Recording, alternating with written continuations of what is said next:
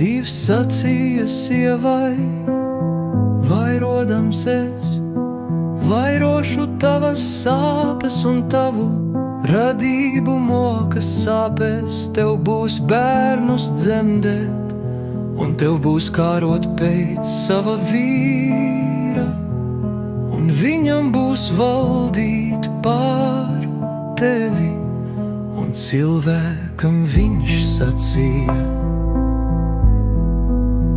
tā kā tu esi klausījis savas sievas balsī un esi ēdis no šī koka, par kuru es tev pavēlēju, sacīdams, tev nebūs no tā ēst. Lai zeme ir nolādēta tevis dēļ, tev smagi strādājot būs maizi ēst. Visas sava mūža dienas, ārkšķus un dažus lai tā tev dod.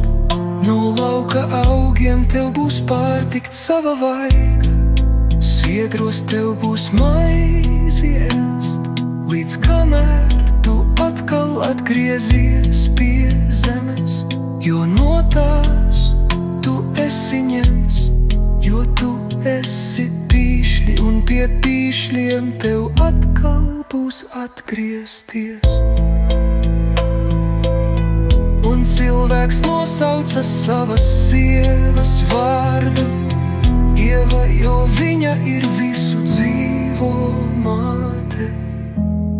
Un Dievs tas kungs darīja cilvēkam un viņa sievai drānas no ādām, un tajās ieģērba viņus. Un Dievs tas kungs sacīja: redzi, cilvēks ir kļuvis kā kāds no mums, zinādams labu un ļaunu, bet kad tas tagad neizstiep savu roku un neņem arī no dzīves koka un nedzīvo mūžīgi, tā Dievs izraidīja viņu no Ādenes dārza, lai viņš apstrādātu zemi, no kuras viņš tika ņemts. Viņš izcina cilvēku ārā, un viņš nolika uz austrumiem no Ādenes dārza ķerubus un apus līsmojošu zobenu, lai sargātu ceļu uz dzīvības koku.